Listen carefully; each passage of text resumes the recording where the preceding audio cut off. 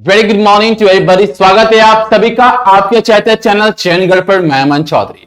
My dear friends, आज जो है हम लोग वर्ड मीनिंग लिया है। जो वर्ड मीनिंग है वो 7 तारीख का जो आर्टिकल आया था द हिंदू में, उसमें से ये वर्ड मीनिंग लिए गए हैं और इस वर्ड को मैंने हिंदी और इंग्लिश दोनों में लिखा हुआ है, आपको समझ में आ जाएगा पूरी तरीके से। कल मैंने कुछ चेंजेस किए थे वर्ड मीनिंग से क्लास में, तो मैंने पूछा भी था क्या आप इस तरीके से चाह रहे हैं या नहीं चाह रहे हैं, लेकिन मेरे पास में ऐसा कुछ रिक्वेस्ट नहीं आया है। तो जिस प्रकार से हमारा ओल्ड मेथड चल रहा है मैं उसी को फॉलो कर रहा हूं। अगर आपको कल वाला मेथड चाहिए तो एक बार देख लीजिए फिर से। अगर उसी मेथड पे चाहते हैं तो फिर मैं आगे उसी मेथड से कंटिन्यू करूंगा। चलिए, तो हम लोग का पहला जो वर्ड है वो है यूनिलैटरलिज्म। क्या है? यूनिलैटरलिज्म। इसको तोड़ेंगे कैसे? यूनिलैटरलिज्म। ठीक है, तो यानी कि एक तरफा जो नीति बनाई जाती है, एक तरफा नीति बनाने की प्रक्रिया चालू हो जाए तो वहां पर लिज्म लिखा गया है। ठीक है जी, तो मतलब आज सर्च करेंगे तो आपको एक तरफा ही आएगा, इसलिए मैंने एक तरफा ही लिखा आपको कई बार। तो वैसे मतलब होता है एक तरफा वाला क्या होना, एक बात चल जाना, यूनिलैटरलिज्म चलना। Now the next word is enactment. क्या पढ़ेंगे इसको? इनेक्टमेंट। क्या पढ़ेंगे? इनेक्टमेंट। इनेक्टमेंट मतलब क्या होता है? कानून। लॉ मतलब भी कानून होता है, इनेक्टमेंट मतलब भी कानून को वर्ड का इस्तेमाल किया गया है। Concurrent list. कॉन्करेंट लिस्ट मतलब क्या हुआ? समवर्ती सोचना, समवर्ती सूची। कॉन्करेंट मतलब समवर्ती और लिस्ट मतलब सूची। यहां पे समवर्ती सूची, ये टाइप ऑफ मिस्टेक है तो यहां पे सूची लिखिएगा। ठीक है, समवर्ती सूची।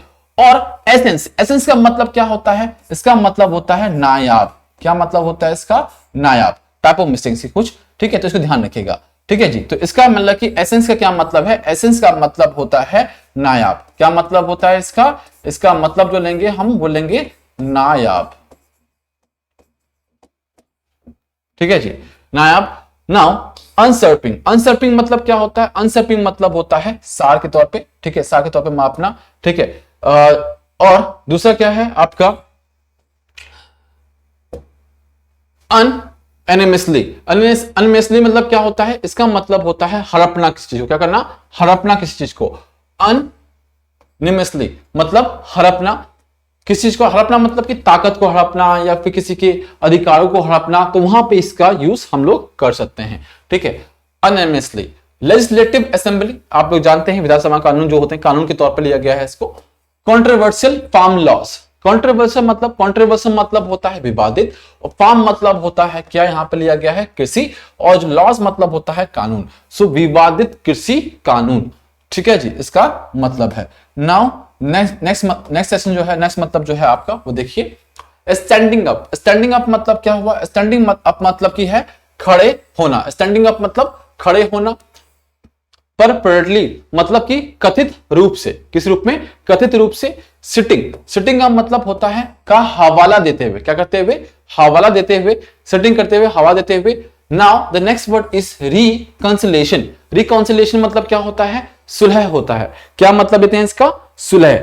और इंट्रिंसिकली। इंट्रिंसिकली मतलब क्या होता है? आतंकी रूप से। क्या होता है इसका मतलब? आतंकी रूप से लेते हैं। इंट्रिंसिकली मतलब आतंकी रूप से, कि आंतरिक रूप से। किस रूप से? आंतरिक रूप से। ठीक है जी। Now next word is redundancy. Redundancy मतलब कि फालतू पर। ठीक है, फालतू तरीके से, फालतू बातें। ठीक है, ओवरवेलकमिंग यानी कि घने। ओवरवेलमिंगली मतलब घने। ओवरवेलमिंगली मतलब घने। ट्रेसेबल। ट्रेसेबल मतलब क्या होता है? मिले या मिल जाना या फिर ढूंढना, इस तरीके से कहते हैं। वेस्टेड। वेस्टेड मतलब निहित तरीके से। ऑस्टेनियसली मतलब जाहिर तौर पर। ठीक है, जाहिर तौर पे इस बात को रखा गया है, जाहिर तौर पे इसे बताया गया है, जाहिर तौर पे जो है केंद्र सरकार जो है राज्य सरकार की जो है पावर को खत्म करना चाहती है। तो इस तरीके से हम लोग क्या करते हैं? ऑस्टेंसिबली का यूज कर सकते हैं। नाउ मैनेड। क्या कर सकते हैं? मैनेड। मैनेड मतलब होता है आबाद। क्या मतलब होता है इसका? आबाद। Now the एनविजन्ड। एनविजन्ड मतलब क्या हुआ? अनुरूप। क्या मतलब होता है इसका? अनुरूप। Now the next word is model. इस देखिए, एक होता है मॉडल, एक होता है मॉडल।